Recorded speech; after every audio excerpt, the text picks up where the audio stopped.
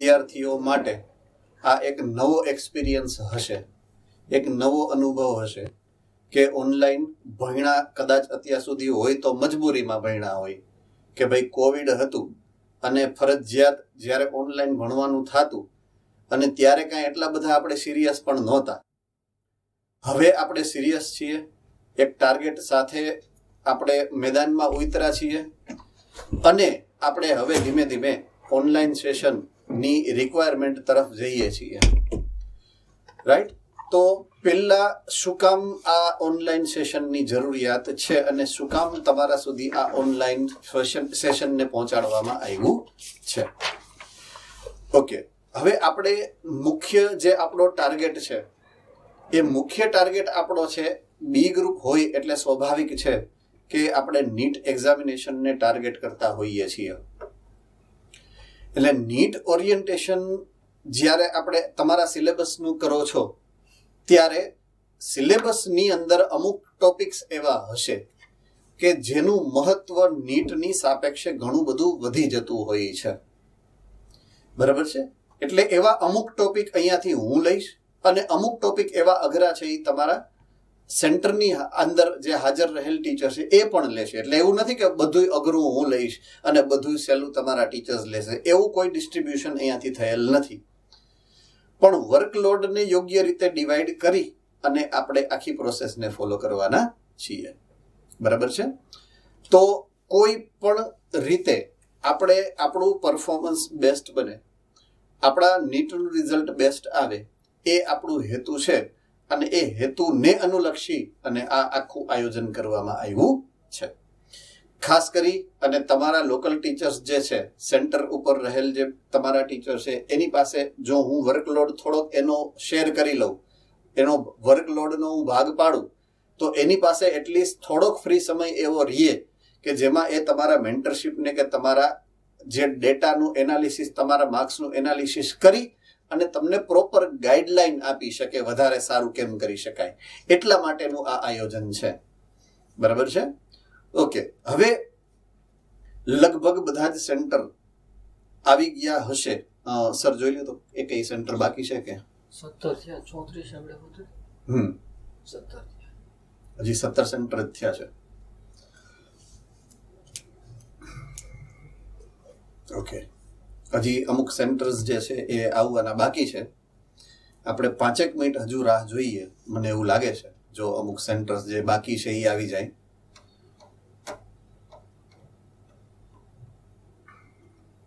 આપણે આજથી જે ચેપ્ટર શરૂ કરવાના છીએ એ છે તમારું ચેપ્ટર નંબર 9, બાયોમોલિક્યુલ્સ, એટલે કે જૈવિક અણુઓ. બરાબર છે? હવે એક સૌથી ઇમ્પોર્ટન્ટ ફેક્ટ જે બાયોમોલિક્યુલ્સ સાથે જોડાયેલું છે, જે મારે તમને ફરજિયાત પહેલા જ કહેવું પડે, પહેલા દિવસથી લઈ. રાઈટ?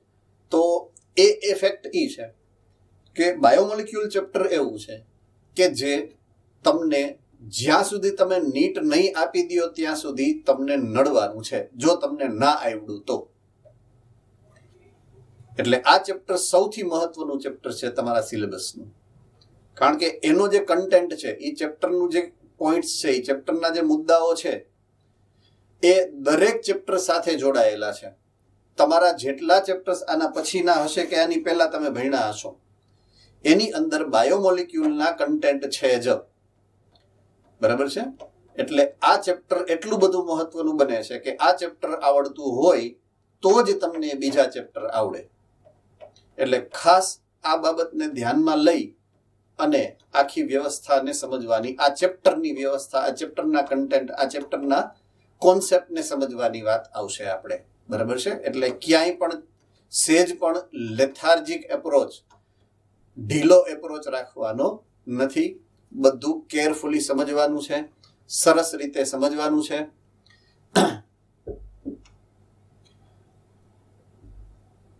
કેટલાક સેન્ટર બાકી છે હવે? 20 થયા. હજી 20 થયા. ઓકે, 34 માંથી 20. હા,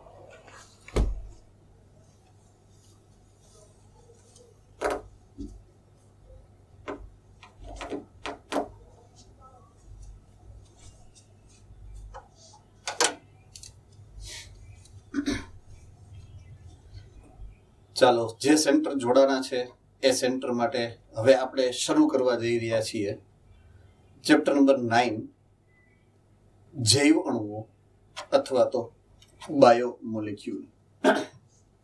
ઓકે, સૌથી પહેલી જે આપણી જરૂરિયાત છે સમજવાની અહીંયા એ છે અણુઓ.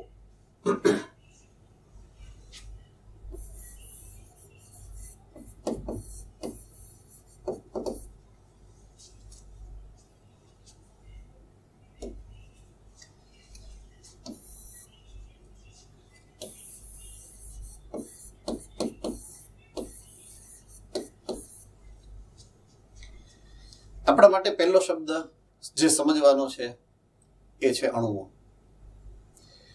હવે એક શબ્દ જે તમને કેમિસ્ટ્રીમાં આવે છે એ છે તત્વ.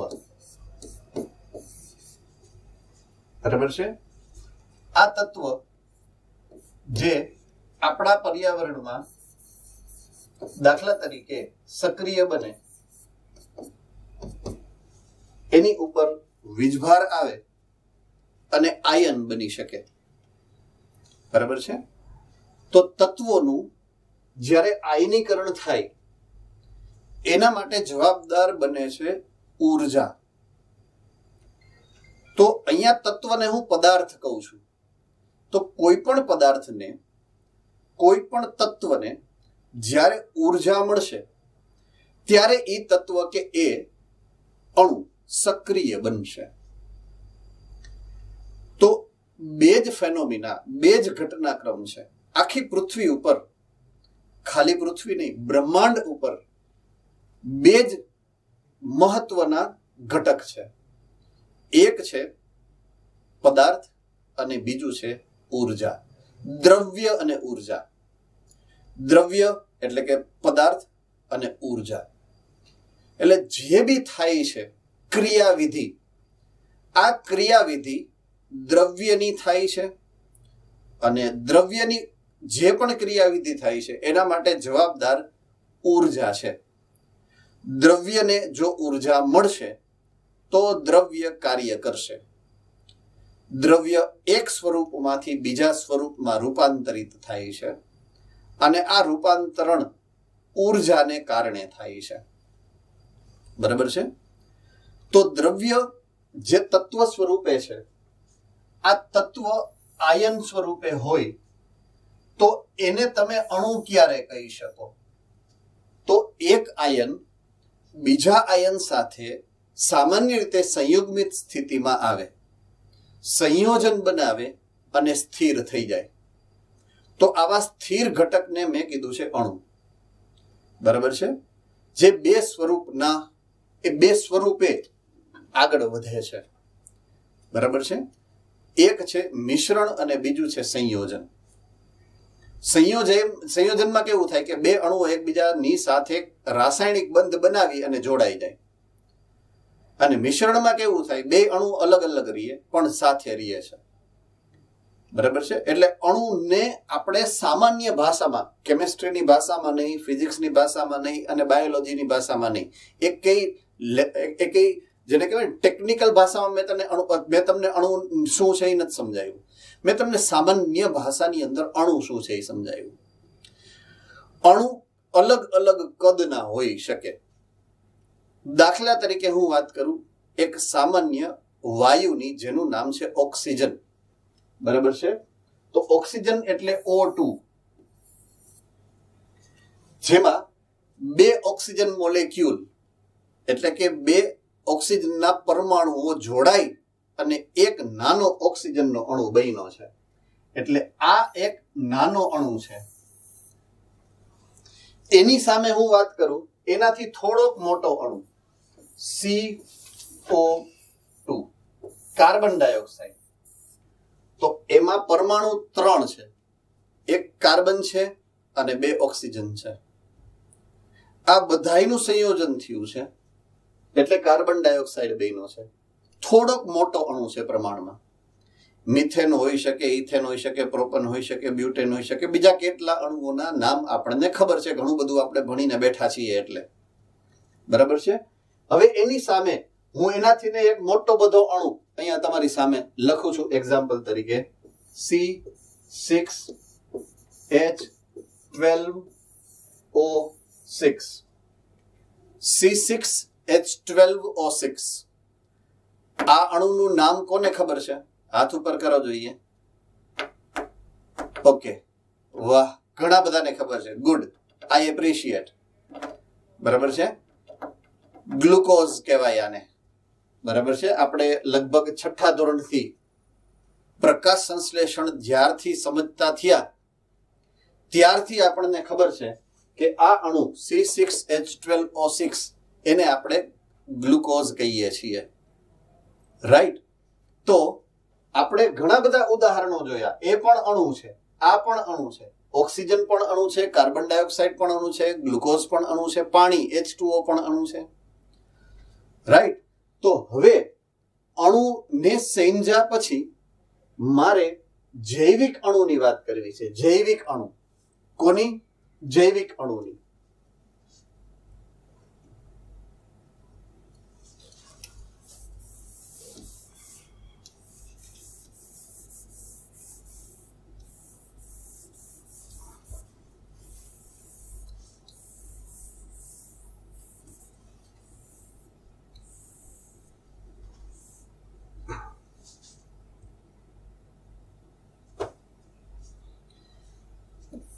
તો હવે આપણો ટાર્ગેટ છે આ જૈવિક અણુ. તો એનો ચોખ્ખો મતલબ એવો થાય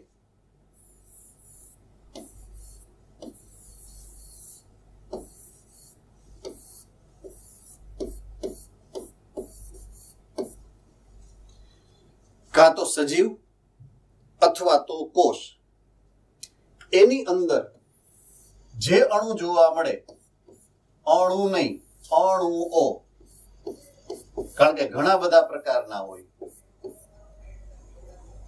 તો આપણા શરીરની અંદર અથવા તો આપણા કોષોમાં જે અલગ અલગ પ્રકારના અણુઓ જોવા મળે, સજીવ દેહમાં જોવા મળતા અણુઓને જૈવિક અણુઓ કહેશું આપણે.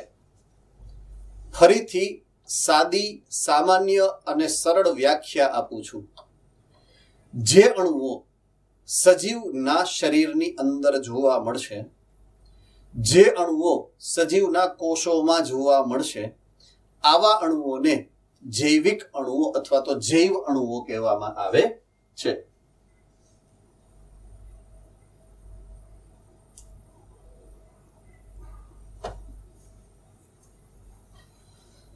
ઓકે, હવે જૈવ અણુઓને મુખ્યત્વે બે ભાગમાં વિભાજિત કરવામાં આવે છે, જે તમને કેમિસ્ટ્રીમાં પણ આવે છે, જે તમને અહીંયા બાયોલોજીમાં પણ આપવામાં આવ્યું છે. જૈવિક અણુઓનો એક સમૂહ, એને આપણે કહીએ છીએ કાર્બનિક અણુ, અને એકને કહીએ છીએ અકાર્બનિક અણુ. બરાબર છે? એટલે કેમિસ્ટ્રીની અંદર પણ તમને ઓર્ગેનિક કેમિસ્ટ્રી અને ઇનઓર્ગેનિક કેમિસ્ટ્રી એવા બે ભાગ પાડ્યા છે. એ જ પ્રમાણે તમારે જ્યારે વાત કરવાની છે જૈવ અણુઓની, તો જૈવ અણુઓ રાસાયણિક રીતે બે પ્રકારમાં વિભાજિત કરવામાં આવશે. એકનું નામ છે અકાર્બનિક અણુઓ, એકનું નામ છે કાર્બનિક અણુઓ. તો સૌથી પહેલા તો તમને જૈવ અણુઓની વ્યાખ્યા અહીંયા આપેલી છે કે જૈવ અણુ એટલે એવા અણુ કે જે સજીવ દેહ અથવા તો સજીવ કોષમાં જોવા મળશે. જે વ્યાખ્યા મેં તમને હમણાં 5 મિનિટ પહેલા સમજાવી આની પહેલાની સ્લાઇડમાં. બરાબર છે? હવે એના બે પ્રકાર છે. એક છે કાર્બનિક અણુ અને એક છે અકાર્બનિક અણુ. ઓકે, કાર્બનિક અણુનો મતલબ શું થાય અને અકાર્બનિક અણુનો મતલબ શું થાય, એ અત્યારે આપણા માટે મોસ્ટ ઇમ્પોર્ટન્ટ પાર્ટ બને છે સમજવાનો. બરાબર છે? તો સૌથી પહેલી વાત કરું છું હું અકાર્બનિકની.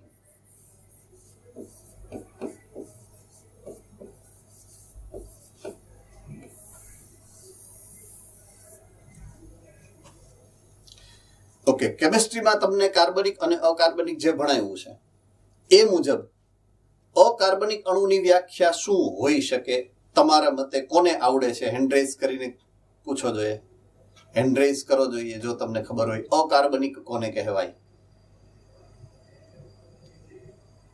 ઓકે, સેન્ટરનું નામ શું છે? નથી દેવું. 20 સમથિંગ લખેલું છે. 206 એવું લખેલું છે. એ સેન્ટરની અંદર ઘણા બધા હાથ ઉપર થયા છે. 206 એવું લખેલું છે સ્ક્રીન ઉપર. એ સેન્ટર કયું છે એ ખબર નથી. તમે અનમ્યુટ થઈ અને કહી શકો છો જવાબ.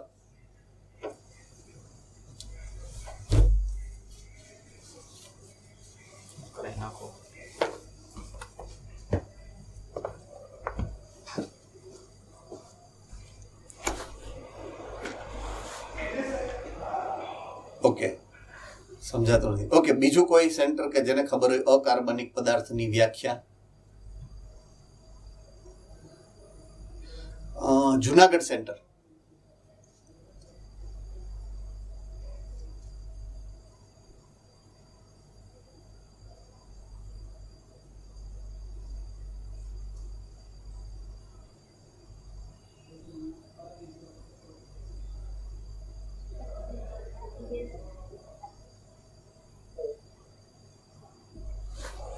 થોડુંક જોરથી બોલવું પડશે, મારા સુધી અવાજ નથી આવતો.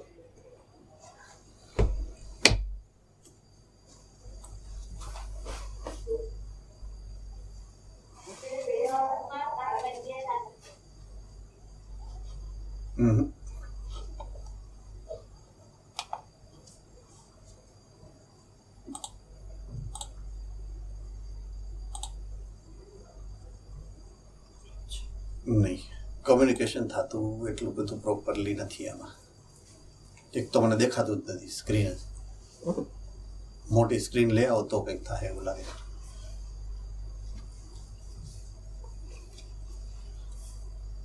હાથ ઉપર થાય છે એ લોકો અનમ્યુટ થઈને જવાબ આપી શકે છે ડાયરેક્ટલી.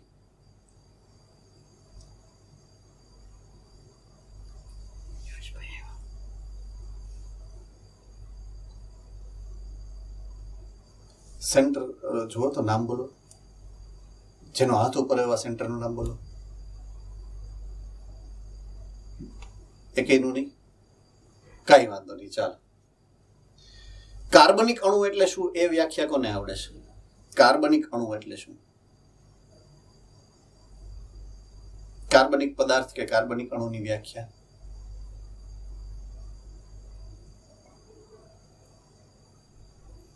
એકાદા સેન્ટર નામ બોલો ને. સુરેન્દ્રનગર સેન્ટર. અનમ્યુટ થઈને જવાબ આપવો જોઈએ બેટા.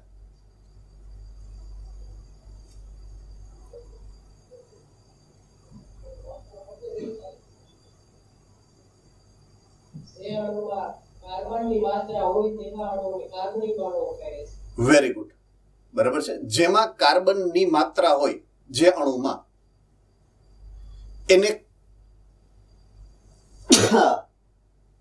એને કાર્બનિક અણુ કહેવાય. છીંક આવ્યો, કાર્બન નથી આવ્યો, ચિંતા ના કરતા. રાઈટ? ઓકે, હવે યુઝ્યુઅલી કેમિસ્ટ્રીની અંદર આપણે એવું ભણ્યા છીએ કે કાર્બન હોય, carbon containing compound are organic compound. Biology એવું કહે છે કે એવું નથી. બાયોલોજી ના પાડે, ખોટું એ બધી વાત ખોટું. હવે આનું અંગ્રેજી ખબર છે? કાર્બનિક નું અંગ્રેજી કોને આવડે છે? હાલો ફટાફટ, કાર્બનિક નું અંગ્રેજી. રાજકોટ ગુરુકુળ. ઓર્ગેનિક. Very good. હું અહીંયા લખું છું ઓર્ગેનિક.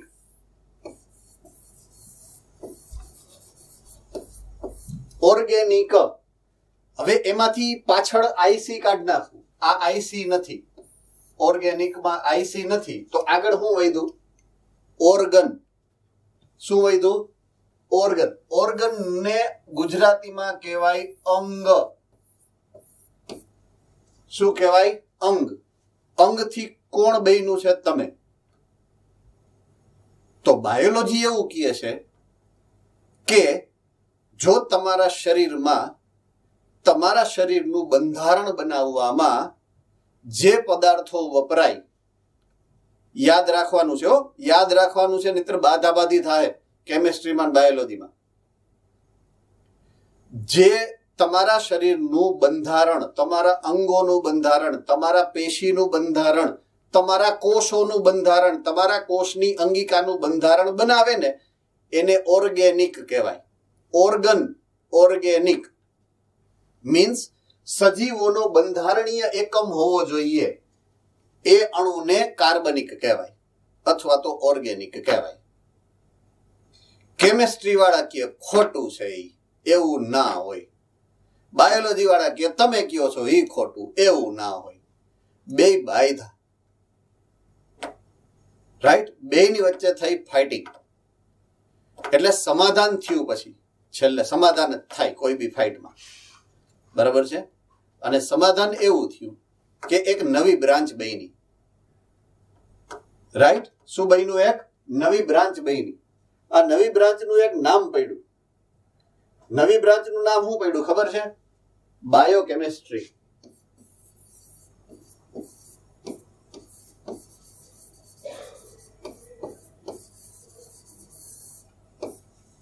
આ નવી બ્રાન્ચ છે બાયોકેમિસ્ટ્રી. એટલે કોમ્બિનેશન થયું બાયોલોજીનું અને કેમિસ્ટ્રીનું. હવે એને કાર્બનિકની વ્યાખ્યા શું આપી સમજાવું તમને. આ બધાએ કમ્પલસરી ગોખવાની છે, યાદ રાખવાની છે અને સમજવાની છે.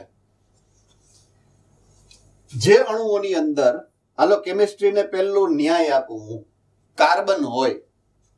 કોણ હોય? કાર્બન હોય. બીજું હોય હાઇડ્રોજન. ત્રીજું હોય ઓક્સિજન. આ ફરજિયાત હોય, બરાબર છે? આ ફરજિયાત હોય.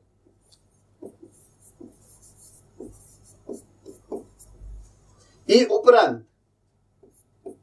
નાઇટ્રોજન, સલ્ફર અને ફોસ્ફરસ જરૂરિયાત પ્રમાણે હોઈ શકે.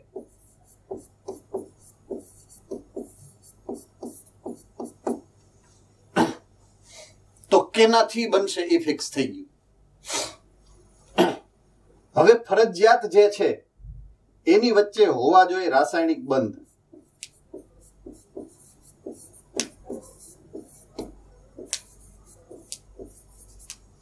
શું હોવું જોઈએ? રાસાયણિક બંધ. આ રાસાયણિક બંધ 3 પ્રકારના હશે, કમ્પલસરી અને ફરજિયાત. ઓપ્શન નથી આમાં. 3 બંધ કમ્પલસરી છે, ફરજિયાત છે, વિધાઉટ ઓપ્શન છે. કોની કોની વચ્ચે બંધ હશે? પહેલું કાર્બન કાર્બન વચ્ચે બંધ હશે. કોની વચ્ચે? તો કે કાર્બન અને કાર્બન વચ્ચે. બીજો બંધ હશે કાર્બન અને હાઇડ્રોજન વચ્ચે. આઈ રિપીટ, બીજો બંધ હશે કાર્બન અને હાઇડ્રોજન વચ્ચે. અને ત્રીજો બંધ હશે હાઇડ્રોજન અને ઓક્સિજન વચ્ચે. આ 3 બંધ ફરજિયાત હોવા જોઈએ, તો જ એને કાર્બનિક દ્રવ્ય કહેવાય. અને ઓલા બાયોલોજી વાળા હજી આંખું કાઢે છે, આ તો બધું કેમિસ્ટ્રી જ આવ્યું છે, બાયોલોજી ક્યાં હજી, બરાબર છે? એટલે હવે ત્રીજી શરત આવી. ત્રીજી શરત એ છે કે તે સજીવનો બંધારણીય ઘટક હોવો જોઈએ, ફરજિયાત.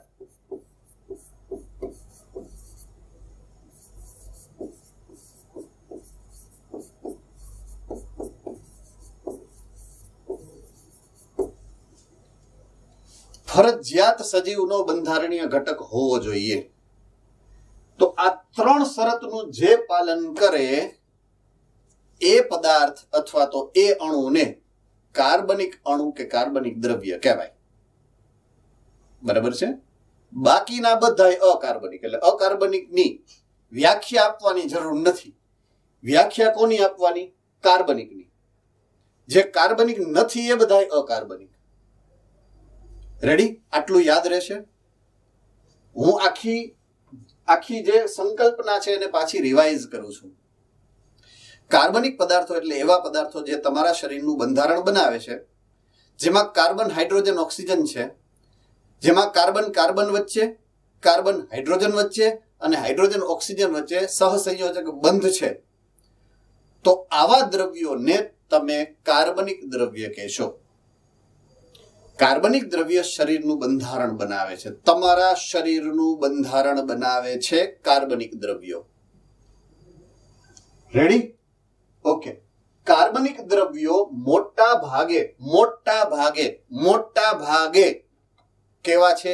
જટિલ દ્રવ્યો છે. જટિલ દ્રવ્યો. જટિલનો મતલબ છે મોટા અણુઓ.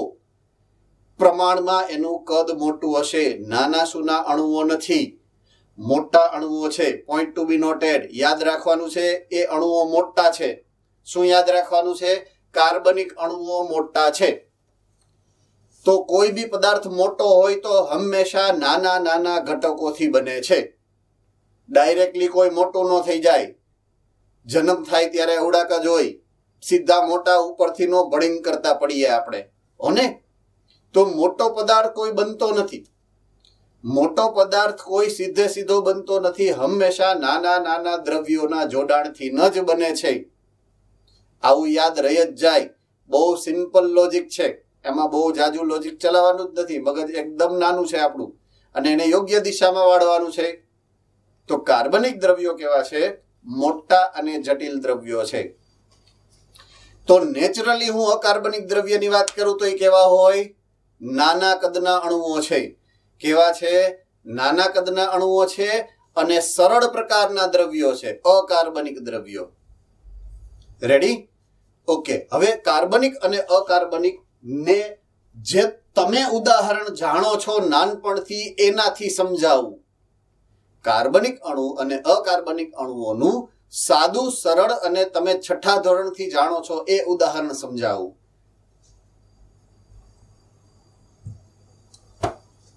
હું એક સરસ મજાનું સમીકરણ લખું છું અહીંયા. એ સમીકરણ શેનું છે એ તમારે મને હમણાં કહેવાનું છે જોઈને. બરાબર છે?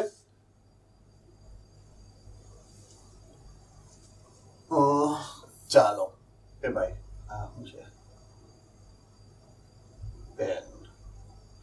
આમાં ઓલું જાડું થાય લખાણ નહીં? કઈ હાઇલાઇટર તો ખાલી હાઇલાઇટ જ કરે છે. ઓકે. અહીંયા હું લખ ભાઈ, ક્યાં જવું છે? C okay. CO2 plus H2O એમાંથી બને છે C6H12O6. આ સિમ્પલ સમીકરણ મેં મૂક્યું છે. સિમ્પલ સમીકરણ એટલે સાદું સીધું. મને ટેકનિકલ ભાષા નો સમજાવતા, મને ખબર છે આ ખોટું સમીકરણ છે, પણ છતાં આપણે સમજવા માટેની વાત છે. આ સમીકરણ શેનું છે? તમે એક ક્લાસ એવો છે અહીંયા દેખાય છે કે જે હાથ ઉપર પહેલો કરે છે હંમેશા, પણ તકલીફ એવી છે કે એમાં લખેલ નથી કે કયું સેન્ટર છે. કોડ વર્ડમાં 206 લખેલું છે. હવે મારે કેમ નક્કી કરવું એ શું છે? બેન્ચ કેને બેન્ચ હે ને? યેલો કલરની બેન્ચ દેખાય છે અહીંયાથી. એ અનમ્યુટ થઈને જવાબ આપો ફટાફટ. ચાલો.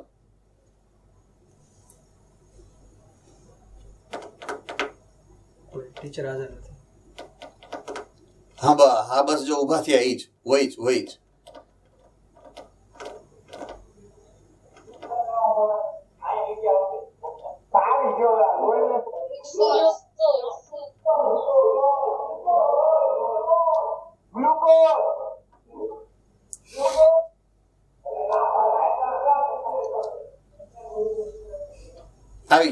આવી ગયો વાત તમારો. બસ લ્યો, પાછા અનમ્યુટ થઈ જાઓ. સુરત ગુરુકુલ. Okay, good. સરસ. પાછા મ્યુટ થઈ જાઓ, વાંધો નહીં.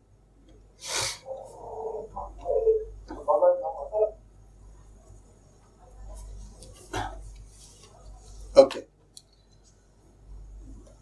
તો એક બાજુ મેં મૂક્યો છે કાર્બન ડાયોક્સાઇડ, એક બાજુ મેં મૂક્યું છે પાણીનો અણુ, અને બીજી બાજુ બને છે ગ્લુકોઝનો અણુ. બરાબર છે? તો આ કાર્બન ડાયોક્સાઇડ અને આ પાણી એ બે નાના અણુઓ છે, કદમાં નાના અને સરળ છે. ઇટ મીન્સ આ છે એ અકાર્બનિક છે.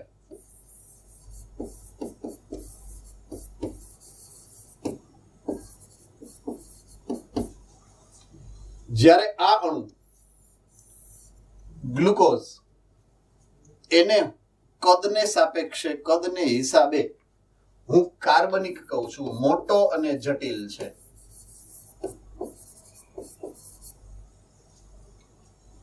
આ તમારા શરીરના બંધારણમાં ક્યાંય નથી.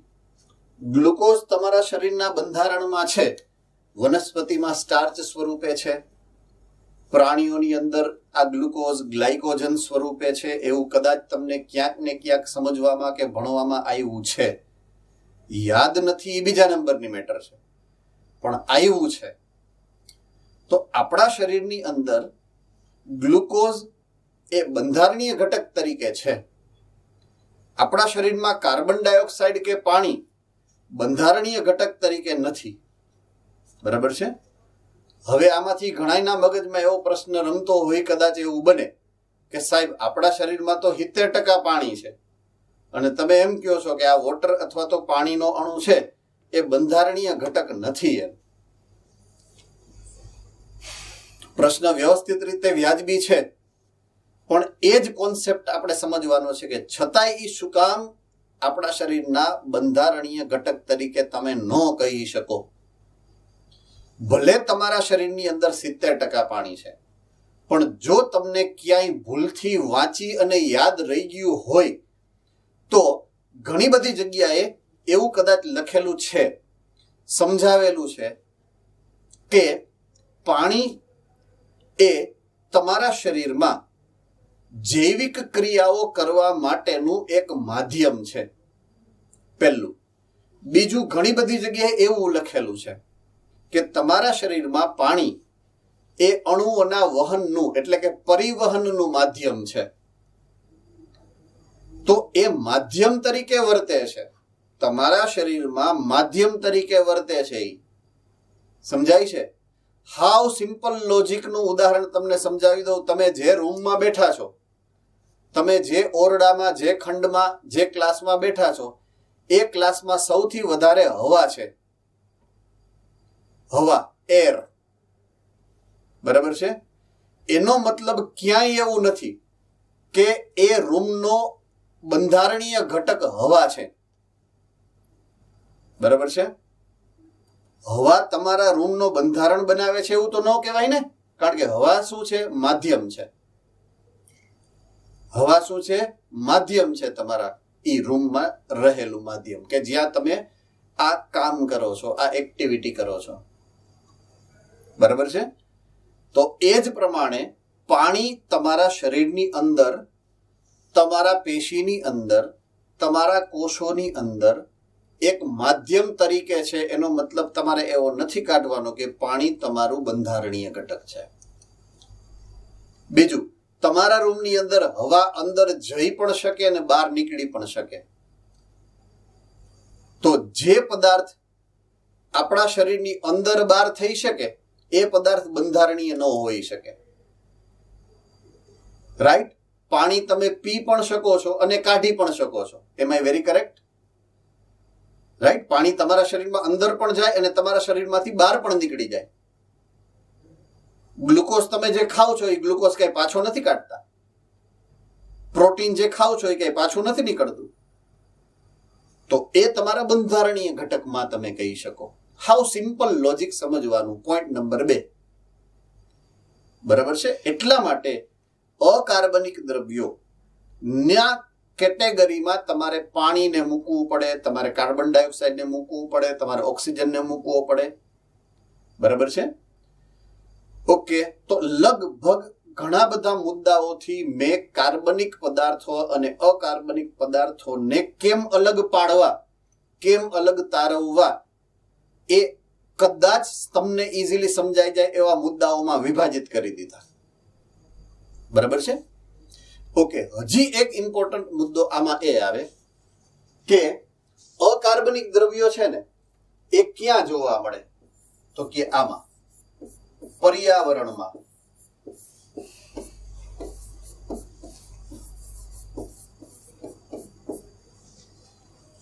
અકાર્બનિક દ્રવ્યો પર્યાવરણીય ઘટકો છે. હવા, પાણી, જમીન એની અંદર હોય અને એ તમે લ્યો છો. શું કામ લ્યો છો?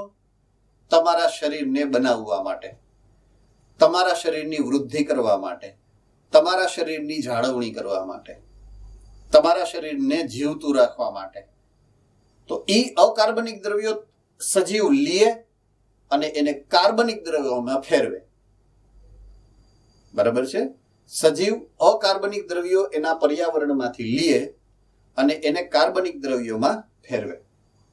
તો કાર્બનિક દ્રવ્યો ક્યાં હોય? સજીવોમાં.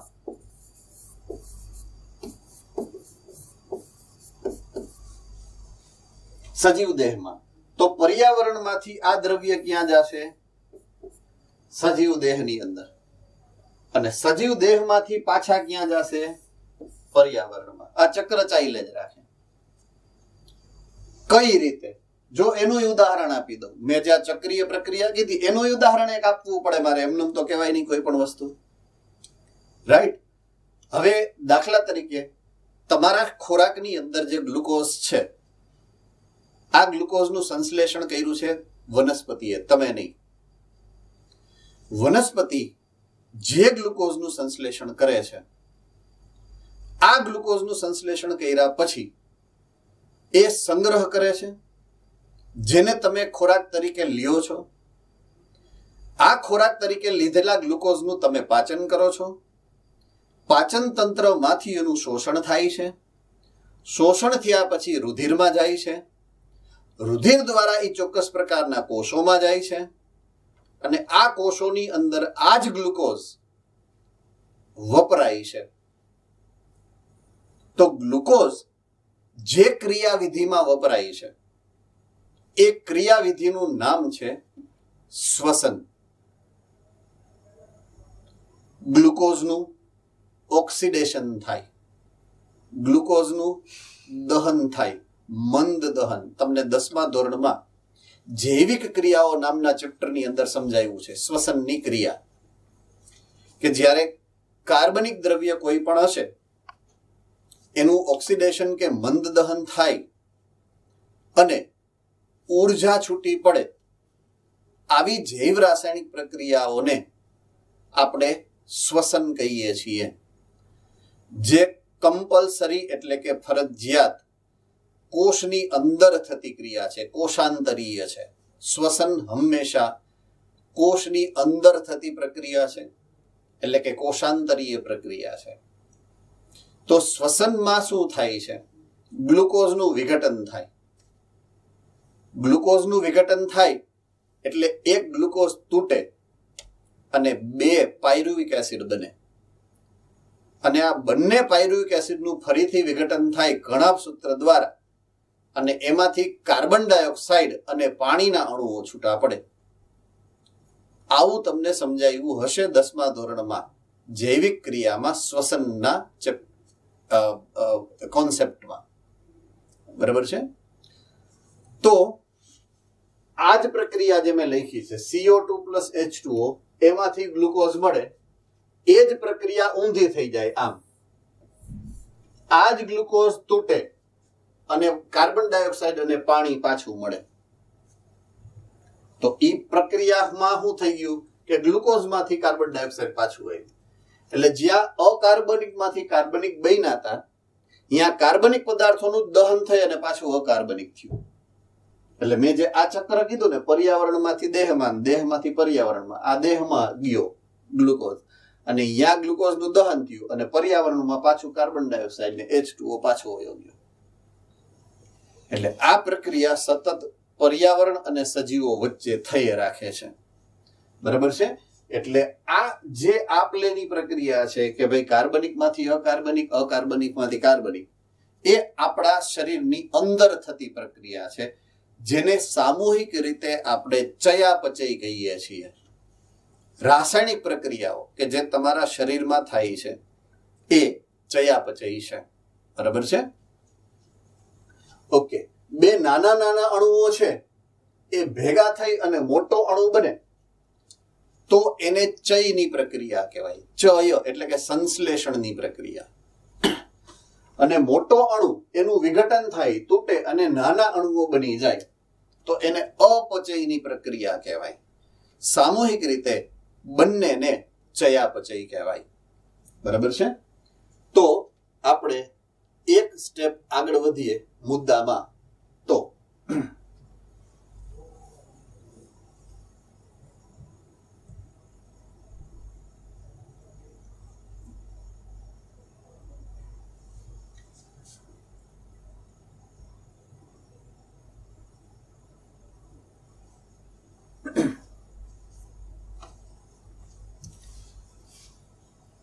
હવે નેક્સ્ટ સ્ટેપમાં આપણે એ જાણવું છે કે કોઈ પણ સજીવ છે, અજાણ્યો સજીવ આપણા માટે, કદાચ આપણું શરીર છે તો આપણું શરીર લ્યો તમે ઉદાહરણ તરીકે, કોઈ વનસ્પતિ દેહ છે તો વનસ્પતિ દેહને તમે ઉદાહરણ તરીકે લ્યો છો.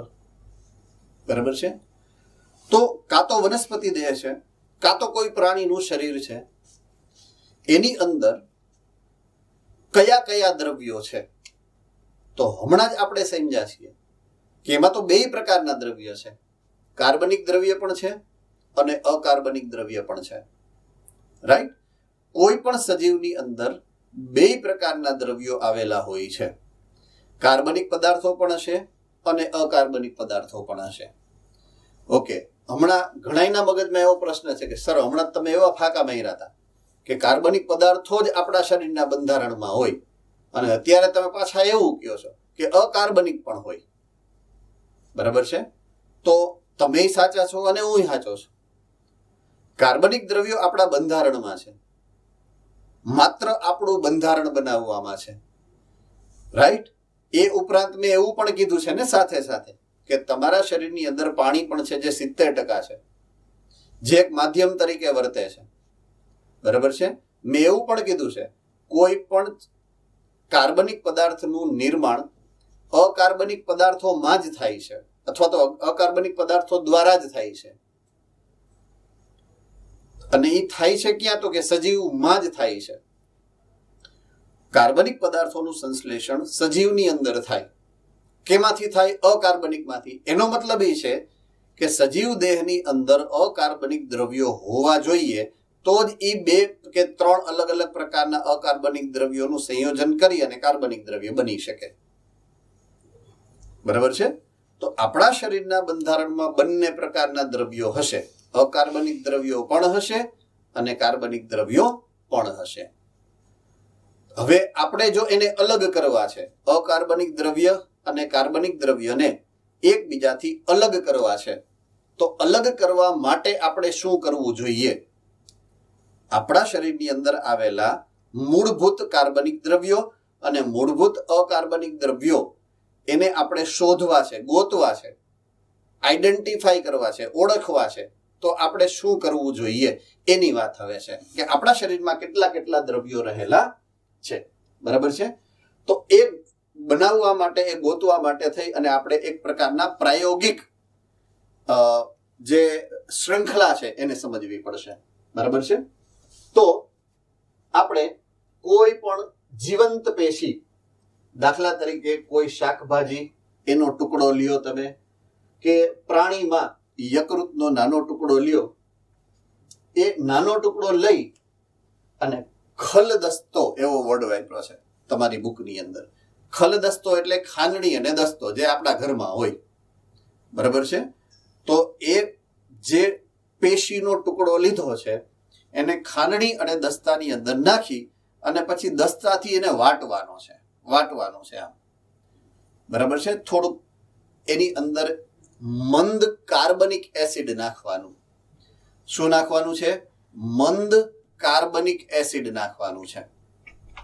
હવે એસિડ એમાં નાખો એટલે એસિડની પ્રકૃતિ એવી છે કે એને તોડે. એક બાજુથી તમે એને ખાંડો છો એટલે થોડુંક નિર્બળ થાય, બીજી બાજુ તમે એની અંદર એસિડ નાખો એટલે ઝડપથી એ બધા દ્રવ્યોને એકબીજાથી છૂટા મંડે પાડવા. બરાબર છે?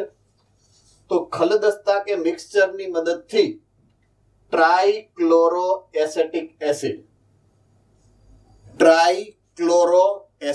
એસિડ Cl3CCOOH ની સાથે વાટવું. એટલે મેં કીધું ને, મંદ કાર્બનિક એસિડ નાખવાનું એની અંદર. એટલે થોડુંક એસિડ નાખવાનું, થોડીક પેશી નાખવાની, પછી એને વાટવાની, ખાંડવાની. એટલે એક ઘાટી એવી સ્લરી બનશે, પેસ્ટ બની જાય.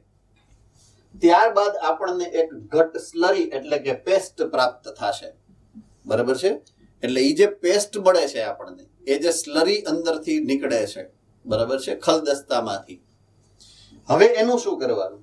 પછીથી તેને ચીઝ ક્લોથ અથવા તો રૂ વડે ગાળવાનું છે. સિમ્પલ આપણે ચા ગાળવાની ગરણી કેવી હોય, બરાબર છે, એવી ગરણીથી એને ગાળવાનું.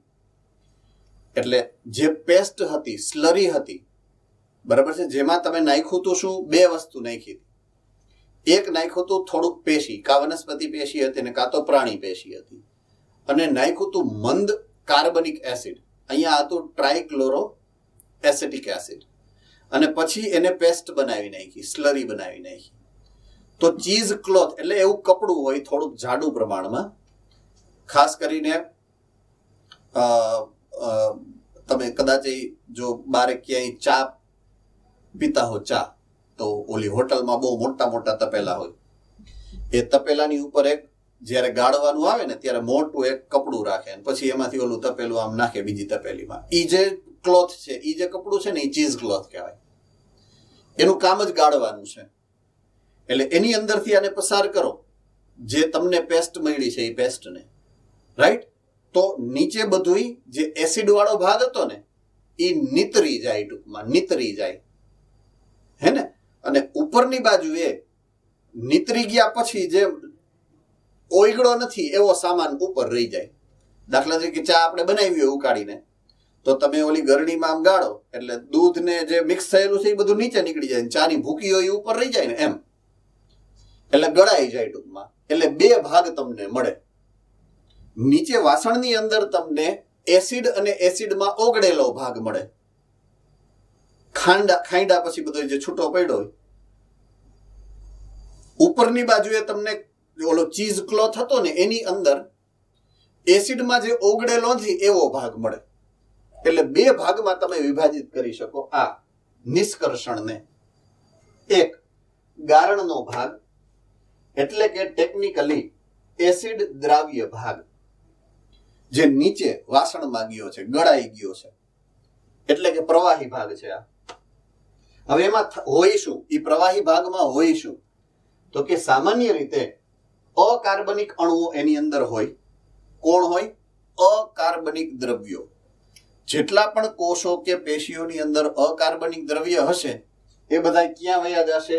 ગારણ ભેરા, એટલે કે એસિડ દ્રાવ્ય ઘટકો છે. એ એસિડ દ્રાવ્ય ભાગમાં એ બધા ગળાઈ જશે.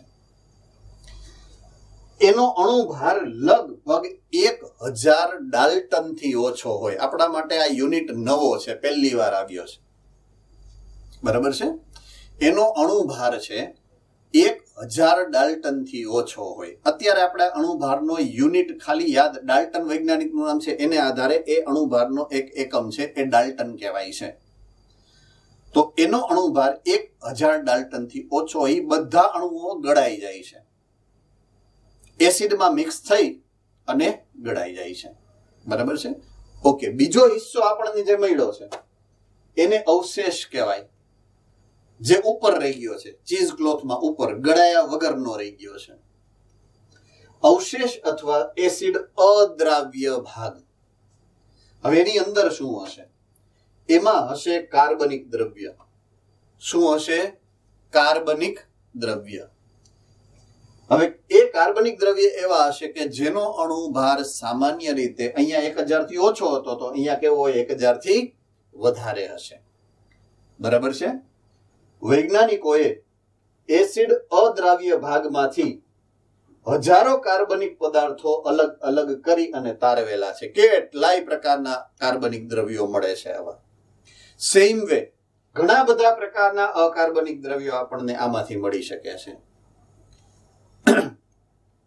તો અકાર્બનિક દ્રવ્યોને અલગ કેમ કરવા, કાર્બનિક દ્રવ્યોને આમાંથી અલગ કેમ કરવા, એ હવે નેક્સ્ટ મુદ્દા તરીકે આપણે સમજવાનું છે. તો આ ઓલા પેસ્ટલ એન્ડ મોર્ટાર ખલદસ્તો એની અંદર પેશી નાખી અને વાટી અને એની અંદર એસિડ નાખી પછી એને આ ચીઝ ક્લોથ લઈ અને એને ગાળીએ છીએ આપણે. ગાળો એટલે નીચેની બાજુ એલું એસિડ દ્રાવ્ય એટલે કે એસિડ અને દ્રાવ્ય થઈ ગયેલા પદાર્થો નીકળે અને ઉપર રહી જાય એને કહેવાય અવશેષ. બરાબર છે? એટલે આ બે ભાગ રહી જાય. નીચેનો ભાગ જે ગળાઈ ગયો એને એસિડ દ્રાવ્ય ઘટકો કહેવાય, જે સામાન્ય રીતે અકાર્બનિક દ્રવ્યો ધરાવે છે, અને ઉપર રહી ગયેલો એ ભાગ છે એને અવશેષ કહેવાય, જેમાં કાર્બનિક દ્રવ્યો મોટા ભાગે રહેલા હોય છે. તો આ રીતે તમે તમારા શરીરની પેશીમાંથી કાર્બનિક અને અકાર્બનિક દ્રવ્યોને એકબીજાથી જે વર્ગીકરણ કરો, વિભાજન કરો, અલગીકરણ કરી શકો છો. રેડી? ઓકે.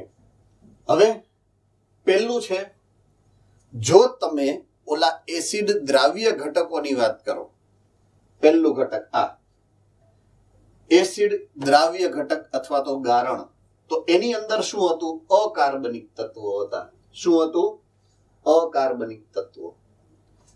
તો ઘણા બધા અકાર્બનિક દ્રવ્યો એની અંદર છે. આઈ રિપીટ, એસિડ દ્રાવ્ય ઘટકમાં એક જ અકાર્બનિક દ્રવ્ય છે એવું નથી, ઘણા બધા અકાર્બનિક દ્રવ્યો એની અંદર રહેલા હોય છે.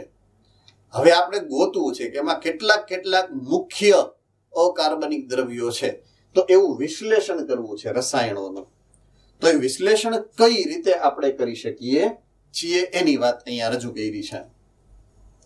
તો એના માટે એક જે પ્રયોગ થઈ શકે એ પ્રયોગને કહેવામાં આવે છે ખંડનાત્મક પ્રયોગ. ખંડન કરવું એટલે તોડવું, ફોડવું ને ભાંગીને ભૂકો કરવું, એને ખંડન કર્યું કહેવાય. બરાબર છે?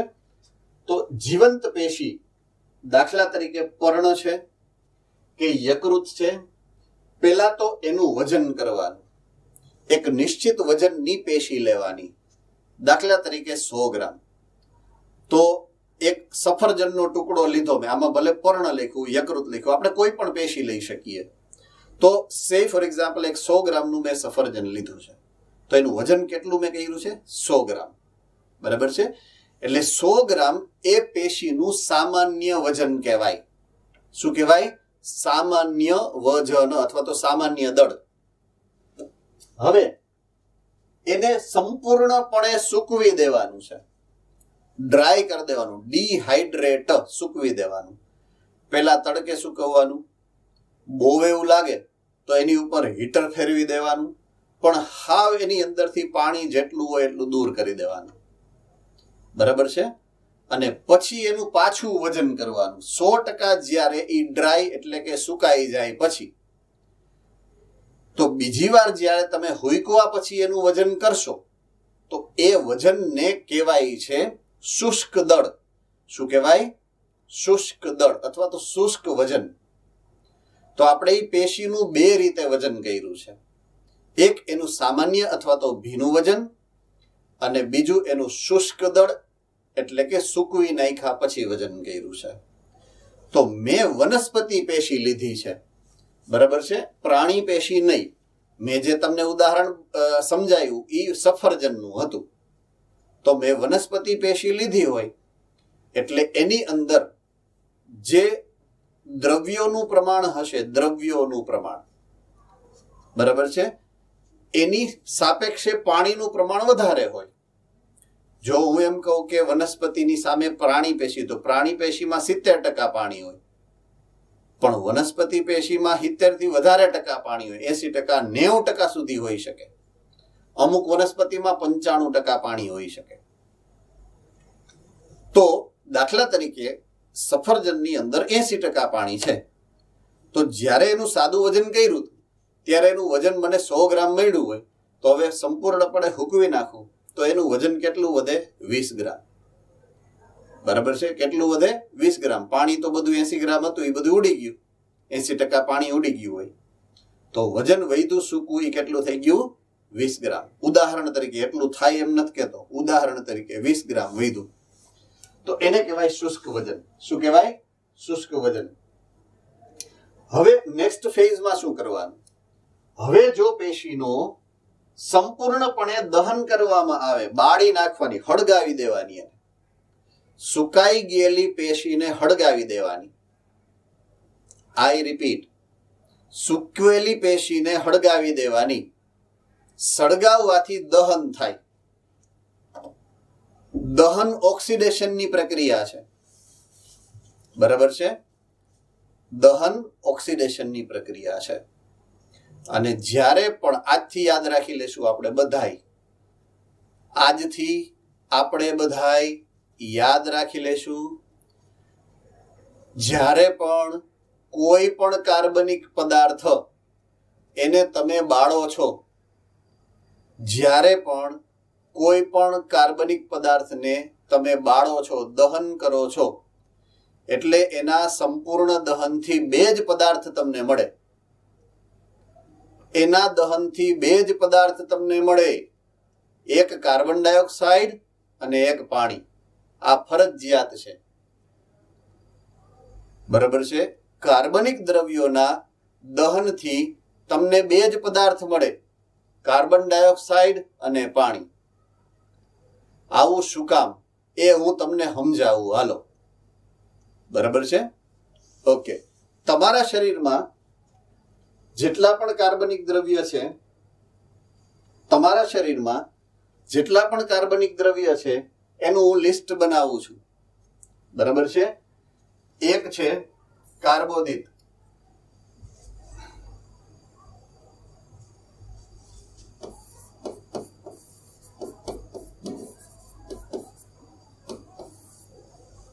એક પ્રકારના કાર્બનિક દ્રવ્યનું નામ છે કાર્બોદિત. બીજા પ્રકારનું કાર્બનિક દ્રવ્ય છે એનું નામ છે લિપિડ.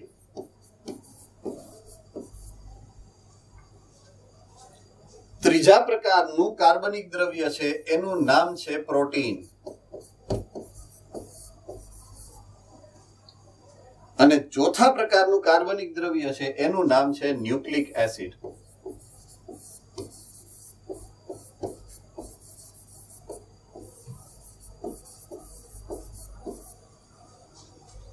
આ ચાર પ્રકારના દ્રવ્યો તમારા શરીરમાં છે કાર્બનિક દ્રવ્ય તરીકે. કહાં સે આયે હે યે?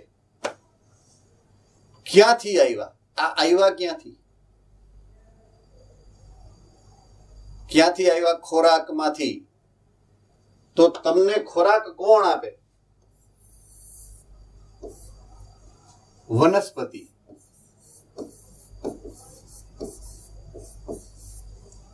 કોણ આપે? વનસ્પતિ. એનો અર્થ એ છે કે વનસ્પતિમાં આ ચાર દ્રવ્ય જ હોય, કારણ કે વનસ્પતિમાંથી જ તમે મળ્યા છે. તમે જે વનસ્પતિ ખાવ છો એમાં કાર્બોદિત પણ છે, તમે જે વનસ્પતિ ખાવ છો એમાં લિપિડ પણ છે, તમે જે વનસ્પતિ ખાવ છો એમાં પ્રોટીન પણ છે, તમે જે વનસ્પતિ ખાવ છો એમાંથી તમને ન્યુક્લિક એસિડ પણ મળે છે. ધ્યાનથી સાંભળવાનું છે, ધ્યાનથી સમજવાનું છે અને ધ્યાનથી યાદ રાખવાનું છે, રાઈટ? વનસ્પતિમાં આ ચારેય દ્રવ્ય છે.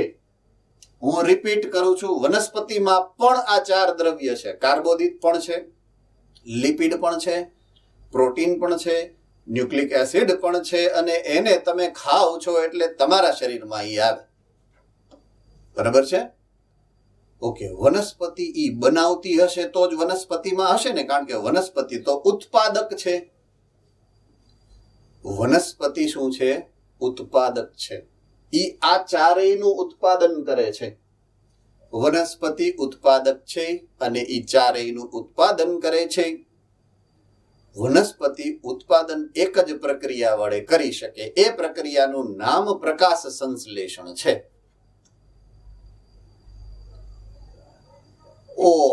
પ્રકાશ સંશ્લેષણ શેમાંથી થાય છે? કાર્બન ડાયોક્સાઇડ માંથી થાય છે. પ્રકાશ સંશ્લેષણ શેનાથી થાય છે? પ્રકાશ સંશ્લેષણ પાણીથી થાય છે. આ બે જ્યારે રાસાયણિક પ્રક્રિયા વડે જોડાય છે ત્યારે સૌથી પહેલું બને છે આ, જેનું નામ છે ગ્લુકોઝ. જેનું નામ છે ગ્લુકોઝ. જેનું નામ છે ગ્લુકોઝ. ગ્લુકોઝ એક પ્રકારનો કાર્બોદિત છે. કાર્બોદિત છે ગ્લુકોઝ. ગ્લુકોઝ શું છે? કાર્બોદિત છે. તો પ્રકાશ સંશ્લેષણથી તો કાર્બોદિત જ બને છે ભાઈ. આ બધાય ક્યાંથી આવશે? મને એક વિદ્યાર્થીએ એવું કીધું, જમીનમાંથી. વનસ્પતિ જમીનમાંથી લઈ લઈએ. મેં કીધું તો આપણે ફાકડા ભરી લેવાય ને, આપણે શું કામ વનસ્પતિને હેરાન કરવી જોઈએ? એમાં જ છે. તો એમાં નથી. જમીનમાં નથી કાર્બનિક દ્રવ્યો, જમીનમાં અકાર્બનિક દ્રવ્યો જ હોય. જમીનમાં અકાર્બનિક દ્રવ્યો જ હોય. કાર્બનિક દ્રવ્યો આપણા મૃતદેહ જમીનમાં જાય અને એના થાય. જમીનમાં બાકી ન હોય કાર્બનિક દ્રવ્યો. અકાર્બનિક જ હોય. જમીનના પોતાનો ઘટક અકાર્બનિક દ્રવ્ય છે. જમીનમાં કાર્બનિક દ્રવ્ય હોય જેને તમે સેન્દ્રિય પદાર્થો કહો છો, પણ એ તમારા મૃત અવશેષ છે.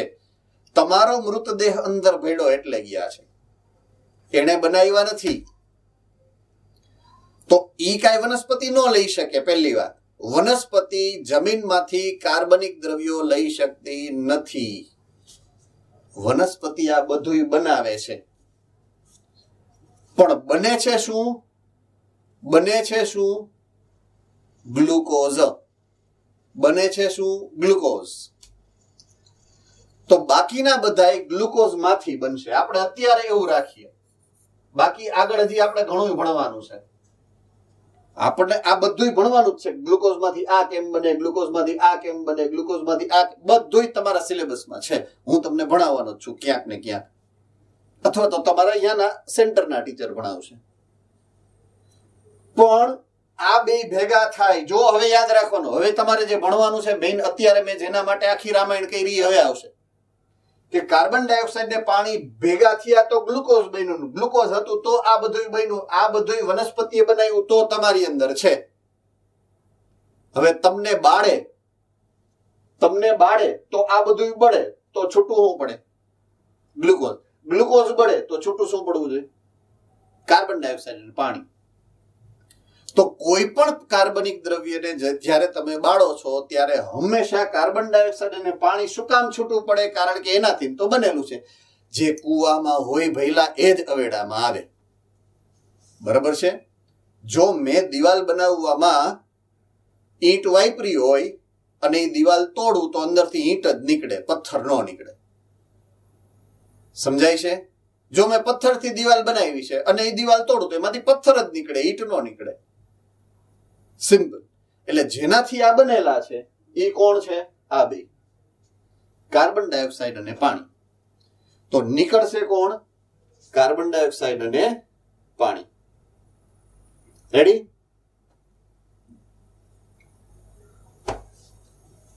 ઓકે. આમાં કોઈને કઈ ડાઉટ?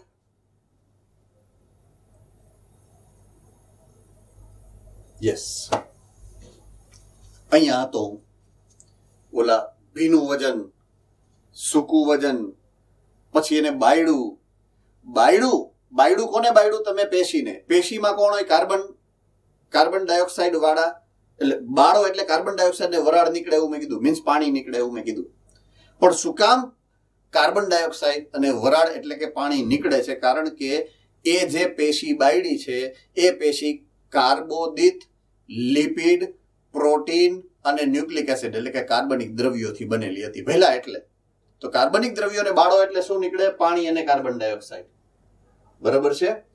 પછી એ વયા ગયા, પછી એ બે વયા ગયા. કાર્બન ડાયોક્સાઇડ ગયું ગાજતું અને પાણીની વરાળ પણ ગઈ ગાજતી. વાહે જે વધે એને તમે રાખ કયો છો. રાખ મળે. હાઈ બધું બળી જાય ને પછી વધે હું? રાખ. જે રાખ વધે ને એ બધું છે અકાર્બનિક તત્વોનું મિશ્રણ. શું છે? અકાર્બનિક તત્વોનું મિશ્રણ છે. કોણ કોણ હોય એમાં? એમાં કેલ્શિયમ હોય, એમાં મેગ્નેશિયમ હોય, એમાં ફોસ્ફરસ હોય, ઘણું એ બધું હોય. રાઈટ? એવા દ્રવ્યો એની અંદર જોવા મળે. અકાર્બનિક રસાયણો જેવા કે સલ્ફેટ છે, ફોસ્ફેટ છે, વગેરે એસિડ દ્રાવ્ય ભાગમાં જોવા મળે છે. એસિડ દ્રાવ્ય ભાગની અંદર જોવા મળે છે. બરાબર છે. તો આ બધાય અકાર્બનિક દ્રવ્યોને અલગ કેમ કરવું એની આખી પદ્ધતિ અહીંયા તમને મસ્તીની સમજાવી. બોલો. તો આ રીતે તમે કોઈ પણ પેશીમાંથી અકાર્બનિક દ્રવ્યો કેટલા કેટલા છે એનું રાખનું રાસાયણિક વિશ્લેષણ થઈ શકે. પૃથક્કરણ કહેવાય એને. શું કહેવાય? પૃથક્કરણ. તો પૃથક્કરણ કરો એટલે ખબર પડી જાય કે આમાં કુલ કેટલા તત્વો છે, કયા તત્વો કેટલા ટકાવારીમાં એટલે કે પર્સન્ટેજમાં છે. આ બધું જ રાસાયણિક વિશ્લેષણ તમને મળી શકતું હોય છે. બરાબર છે. તો એવું એક રાસાયણિક વિશ્લેષણ આ એક ચાર્ટમાં રજૂ કરેલું છે. આ ચાર્ટ તમારી બુકમાં પણ છે. બરાબર છે કે આ અલગ અલગ તત્વો છે. એક તત્વનું લિસ્ટ મૂક્યું છે તમને.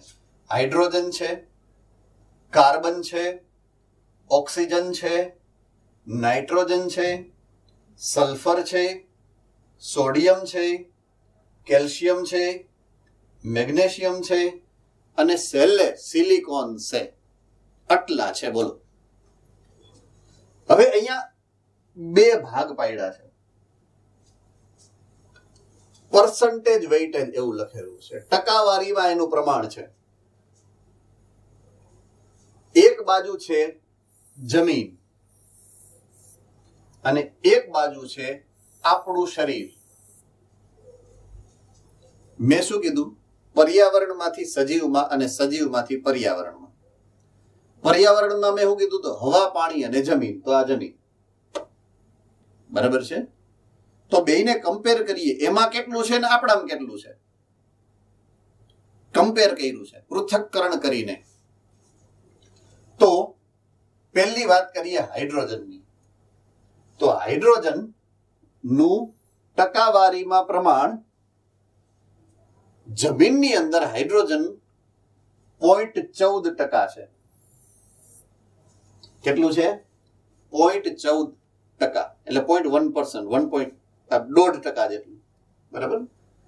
હવે અહીંયા મનુષ્યની અંદર જુઓ ને તો 0.5% છે. આ 0.15 અને આ 0.5. એટલે ઘણાઈને હું એમ કહું કે આ બેમાં વધારે કોણ? તો એમ કે આ 0.14 જ વધારે હોય ને 0.5 વધારે થોડું કહેવાય. આવો હિસાબ. આ 0.50 છે એકચ્યુઅલી. પાછલું મીંડું કાઢ નાખ્યું આપણે. એટલે તો 0.14 ને 0.50 હવે તો 50 વધી ગયા કહેવાય ને. એટલે 0.5 વધારે છે. આપણે એટલું ખબર પડવી જોઈએ. એટલું તો સ્ટાન્ડર્ડ મેથ્સ તો આવડવું જોઈએ ને કે 0.14 ઓછું કહેવાય અને 0.5 વધારે કહેવાય. ટૂંકમાં કહેવાનો કવિનો મતલબ અહીંયા ચોખ્ખો કેવો છે ખબર છે? હાઇડ્રોજનનું પ્રમાણ તમારા શરીરમાં વધારે છે. જ્યારે વાત કરો જમીનની સપાટીની, એનું સંકેન્દ્રણ વધારે છે આપણી અંદર. બરાબર છે. ઓકે. એ જ રીતે કાર્બનનું પ્રમાણ જોઈએ. કાર્બન તો જમીનની અંદર જે હવા છે એ હવાની અંદર 0.03% કાર્બન ડાયોક્સાઇડ હોય. એટલે કાર્બનનું પ્રમાણ કેટલું મળે છે જમીનમાં? 0.03%. હવે આપણા શરીરની અંદર જ્યારે હરખાવો ને, ઓહો કેટલું ઘણું વધારે. 18.5. ક્યાં 0.03 અને ક્યાં 18.5. ઓહો આટલું બધું વધારે છે. ઓકે. ઓક્સિજન એનું પ્રમાણ સરખાવીએ. જમીન વાતાવરણની અંદર 46.6% જમીનમાં હોય ઓક્સિજન. 46.6%. તમારા શરીરમાં એનું જ પ્રમાણ ઓક્સિજનનું છે 65%. અગેઇન વધારે. બરાબર છે. હાલો નાઇટ્રોજનની વાત કરીએ. જમીનની અંદર ભાગ્યે જ હોય, ઓછો હોય નાઇટ્રોજન, બહુ ઓછો. અને આપણા શરીરમાં એનું પ્રમાણ છે 3.3%. કેટલું? 3.3%. સલ્ફર કાર્બન ડાયોક્સાઇડની જેમ જ 0.03% છે. અને અગેઇન આપણી બોડીની અંદર એ 0.3%, 10 ગણું વધારે, 0.3%. સોડિયમ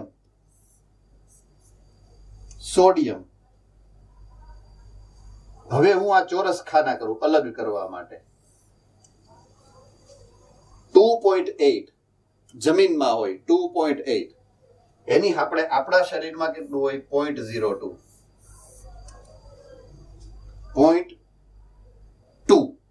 0.2 એટલે ઘટી ગયું પ્રમાણ. કેલ્શિયમ 3.6, 3.6 હોય જમીનમાં, તમારા શરીરમાં 1.5 જ હોય, તમારા શરીરમાં ઓછું હોય જમીન કરતા. અગેન મેગ્નેશિયમ જમીનમાં એટલે કે પર્યાવરણમાં 2.1%, આપણા શરીરમાં 0.1%. અને સિલિકોન જમીનમાં 27.7%, આપણામાં લગભગ નહીવત હોય જ નહીં, બહુ ઓછું હોય, ભાગ્યે જ જોવા મળે. તો આટલા ભાઈઓ બધાય જે મેં રાઉન્ડમાં લીધા, હાઇડ્રોજન, કાર્બન, ઓક્સિજન, નાઇટ્રોજન અને સલ્ફર.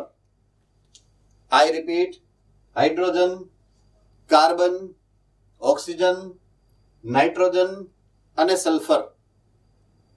આ દ્રવ્યો જો તમે કાર્બનિક પદાર્થની વ્યાખ્યા મેં તમને આપી હોય, એ યાદ કરી હોય કે લખી હોય તો જુઓ તો પાછા. કાર્બનિક દ્રવ્યની વ્યાખ્યા તમે ક્યાંય કોઈ ભૂલથી લખી હોય તો એવા દ્રવ્યો કે જે તમારા શરીરમાં તમારા શરીરનું બંધારણ બનાવે, એની અંદર હોય કાર્બન, હાઇડ્રોજન, ઓક્સિજન, ફરજિયાત, એવું મેં કીધું ફરજિયાત હોય જ.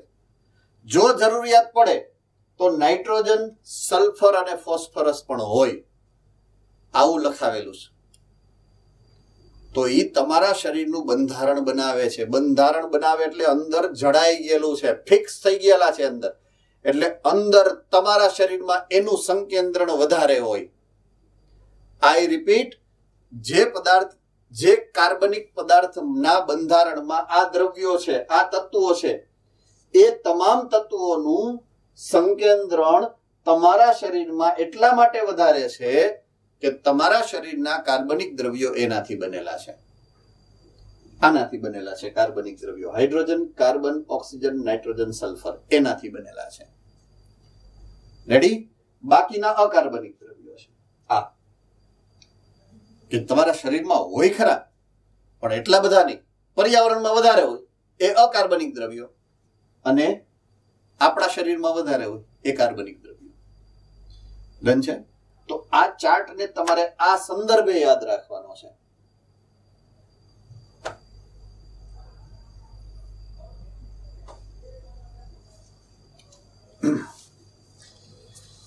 ઓકે, જૈવ સૂક્ષ્મ અણુ એવો એક શબ્દ લખ્યો છે મેં. જૈવ સૂક્ષ્મ અણુ, જેનું અંગ્રેજી છે bio micro molecule. Bio micro molecule. બરાબર છે? હવે આ સમજવું હોય એના માટે થઈ અને આપણે એક અલગ મુદ્દામાં જવું પડે. બરાબર છે? ઓલું જે મેં લખ્યું હતું એ સમજવું હોય એટલે મારે એક અલગ મુદ્દામાં જવું પડે. હવે એ મુદ્દો તમને અહીંયા હું સમજાવું છું કે દાખલા તરીકે હું અહીંયા લખું છું કે CO2 પ્લસ H2O. આપણે સવારની શરૂઆત અહીંયાથી જ કરી છે, CO2 અને H2O થી. બરાબર છે? એનાથી બન્યો છે ગ્લુકોઝ, C6H12O6. બરાબર છે? આને હું કહું છું ગ્લુકોઝ.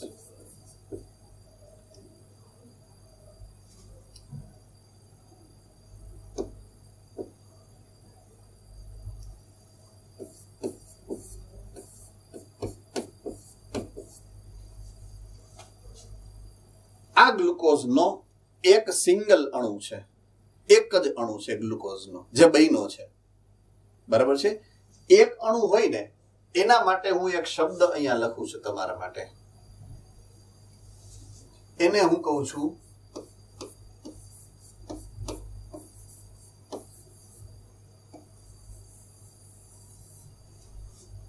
મોનોમર. મોનો એટલે એક, અણુ એટલે મર. મોનોમર એક સિંગલ અણુ, બરાબર છે. હવે એમાંથી એક ગ્લુકોઝની હારે બીજો ગ્લુકોઝ મળે, બરાબર છે. બે ગ્લુકોઝ એકબીજા હારે જોડાય તો બને ડાઈમર.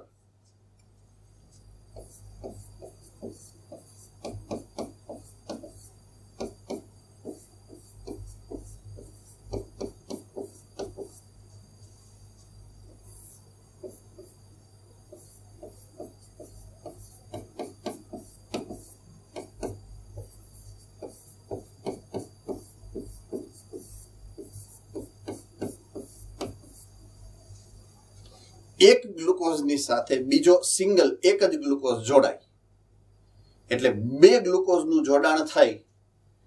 એના માટે હું શબ્દ વાપરું છું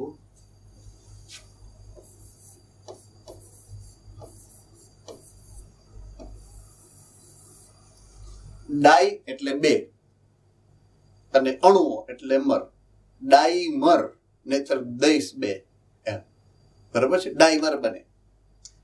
અને એક સિંગલ મોનોમર એની યારે બીજો જોઈન્ટ થયો ડાઈમર, ત્રીજો, ચોથો, પાંચમો, છઠ્ઠો, કેટલાય બન્યા એને કહેવાય પોલીમર.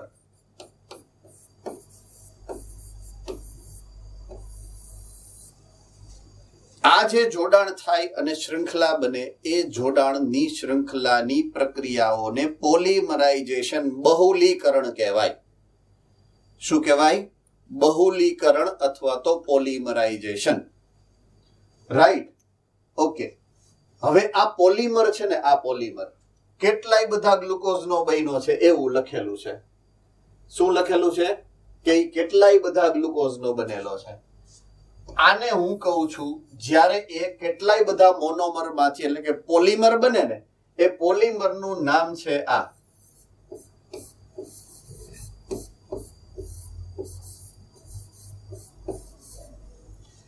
કાર્બોદિત. શું છે? કાર્બોદિત. ગ્લુકોઝ શું છે ખબર છે? એને આ તમે કીધું છું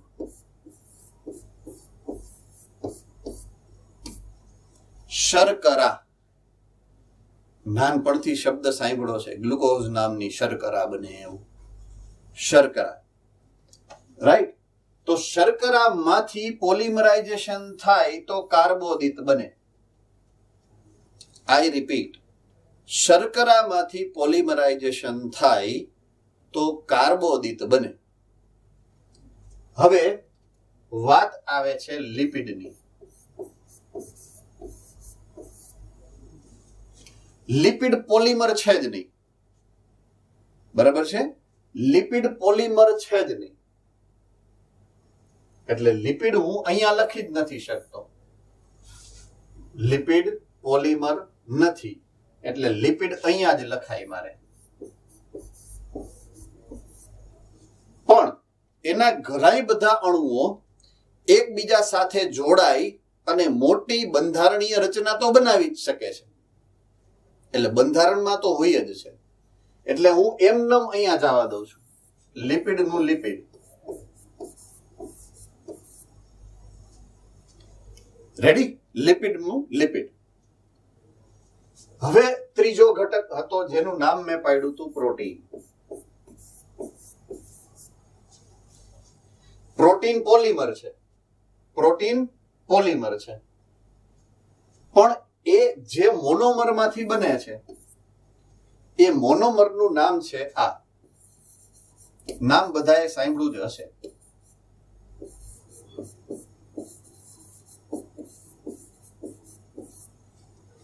એમિનો એસિડ. શું નામ છે? Amino acid. Amino acid monomer છે અને એમાંથી જે પોલિમર બને એને પ્રોટીન કહેવાય. બરાબર છે? અને સૌથી છેલ્લે આવે આ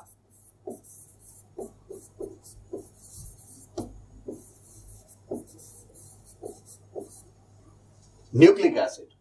ન્યુક્લિક એસિડ પણ પોલિમર છે. અને ન્યુક્લિક એસિડ જે મોનોમરમાંથી બને, જે સિંગલ અણુમાંથી બને, એ સિંગલ અણુનું નામ છે આ.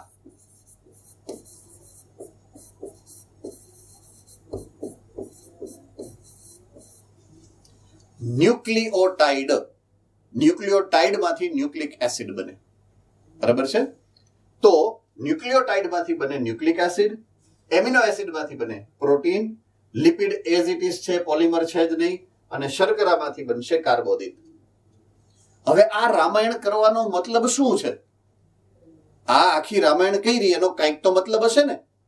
તો હવે એ મતલબ તરફ હું જાઉં છું. ઓકે, આ છે ને, આ સાઈડના જેટલા પણ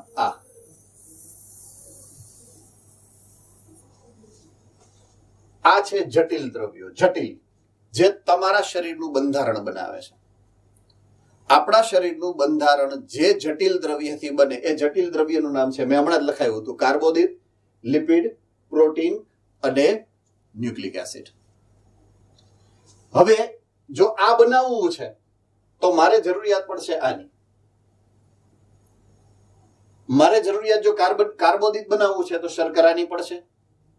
જો મારે પ્રોટીન બનાવવું છે તો એમિનો એસિડ જોશે. જો મારે ન્યુક્લિક એસિડ બનાવવું છે તો મારે ન્યુક્લિયોટાઇડ જોઈશે. ઈ શેમાંથી બનશે? ઈ આમાંથી બને. જો આમાંથી, એટલે આ જે અણુઓ છે 4 પ્રકારના, શર્કરા, લિપિડ, એમિનો એસિડ અને ન્યુક્લિયોટાઇડ, આ 4 પ્રકારના દ્રવ્યો, એને હું એના માટે શબ્દ વાપરું છું સૂક્ષ્મ, અને આ છે મહા. રેડી? ઓકે, આ હું લખ્યું છે સૂક્ષ્મ અણુઓ. શું લખ્યું છે? સૂક્ષ્મ અણુઓ. આ ક્યાંથી આવ્યો શબ્દ?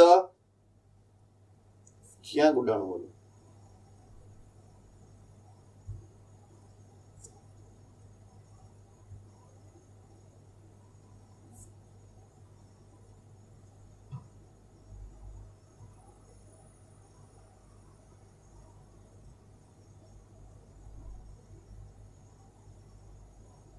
નહીં આવે. લ્યો, વયો ગયું. ગાય ખાઈ ગઈ.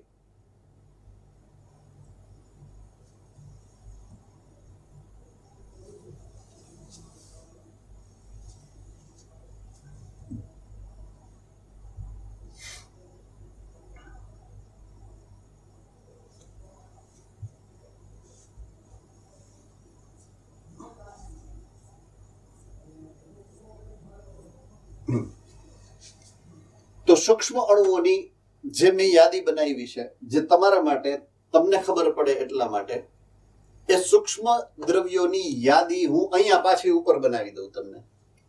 બરાબર છે? એમાં એક હતું શર્કરા,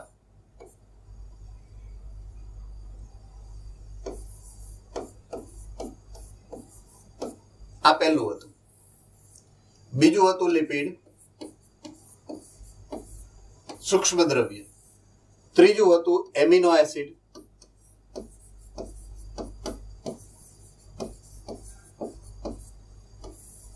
અને ચોથું હતું ન્યુક્લિયોટાઇડ.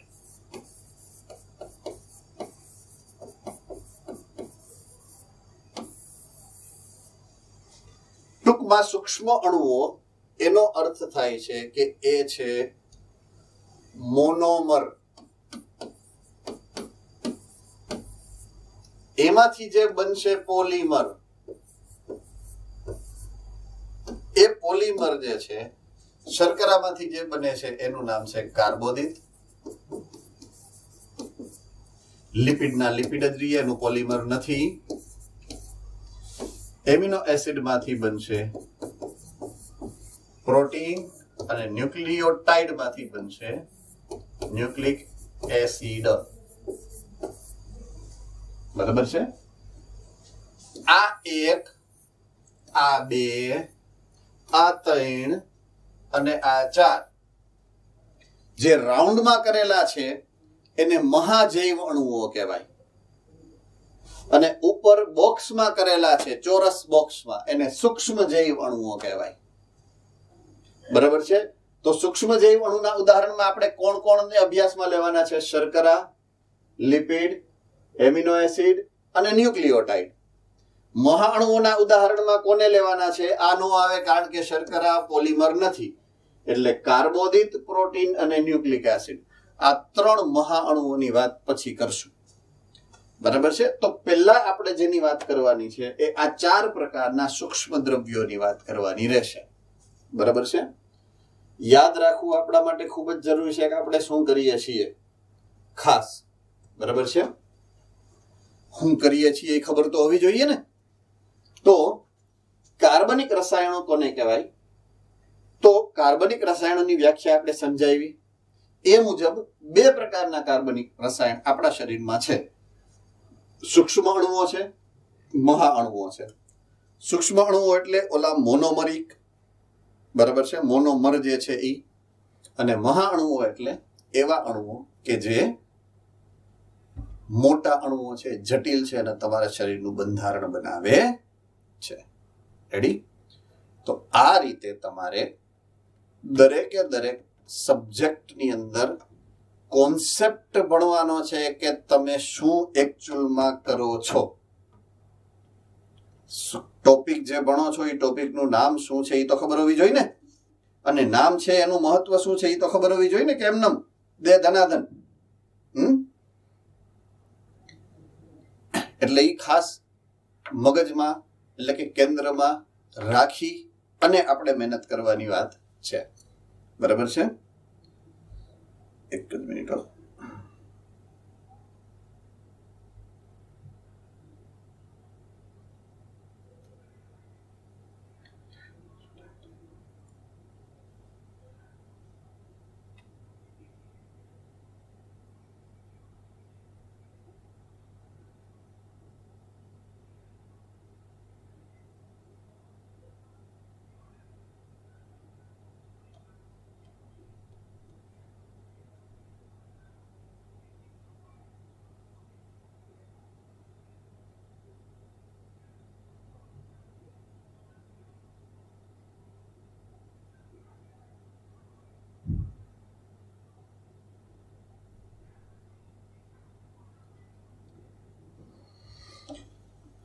ઓકે, સમય સમાપ્તિની ઘોષણા મને આવી ગઈ છે કે ભાઈ 4 વાગી ગયા છે અને ઓલા છોકરાઓ લગભગ પોણા હોઈ ગયા છે એમ.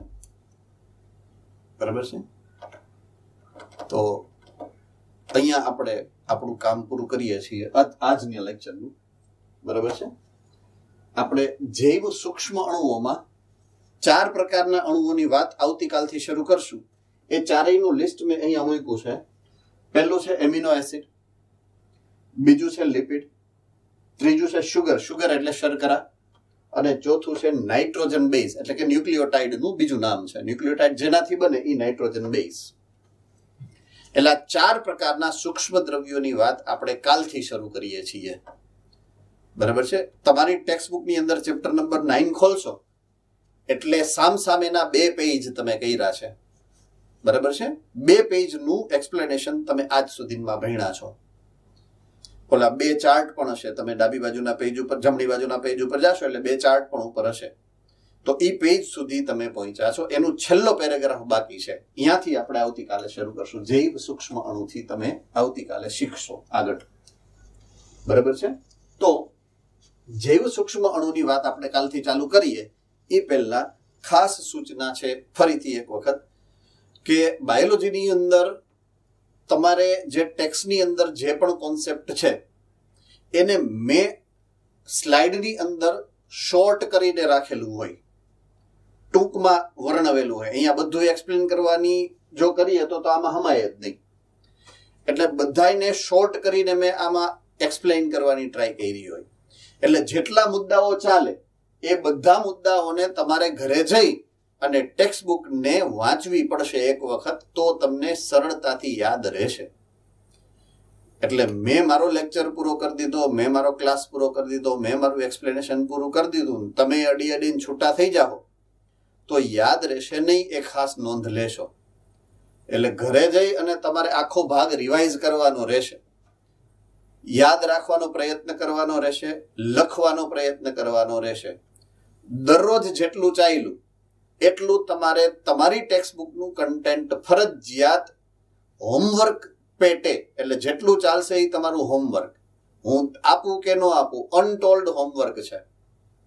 બરાબર છે?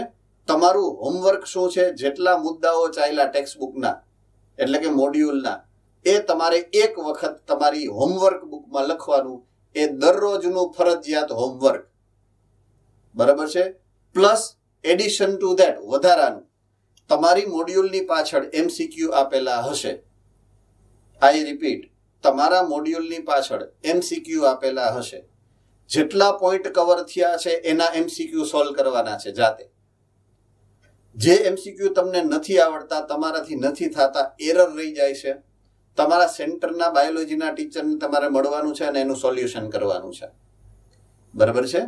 આ રીતે તમારે બધા જ MCQ ને સોલ્વ કરવાના રહેશે. આ પણ તમારું હોમવર્કનો જ ભાગ છે. એટલે બાયોલોજીનું દરરોજનું હોમવર્ક તમને એડવાન્સમાં આપી દઉં છું. દરરોજ નોખું નથી. જેટલા પોઈન્ટ્સ તમારે થિયરીના ચાલ્યા એટલા વન ટાઈમ હોમવર્ક બુકમાં લખવાના રહેશે. પ્લસ જે પાછળ MCQ આપેલા છે એ MCQ ને સોલ્યુશન કરી અને MCQ નું સોલ્યુશન તમારે એમાં કરવાનું રહેશે. આ 2 હોમવર્ક તમારા ડેઈલીના રહેશે. તો આ સાથે આજનો ક્લાસ અહીંયા પૂરો કરીએ છીએ. આવતીકાલે આ સૂક્ષ્મ અણુઓથી, જૈવ સૂક્ષ્મ અણુઓથી આગળ વધશું. બરાબર છે? Have a nice day, nice meeting to you. મારું નામ કહેવાનું રહી ગયું છે. ડોક્ટર કમલેશ ઓઝા મારું નામ છે અને ઓઝા સર તરીકે તમે મને ઓળખશો આજથી. તો બાયોલોજી અને ઓઝા સર તરફથી 2 હાથ જોડી અને ટાટા, બાય બાય, નમસ્તે. આવતીકાલે ફરીથી આપણે મળીએ છીએ સૂક્ષ્મ જૈવ અણુઓથી.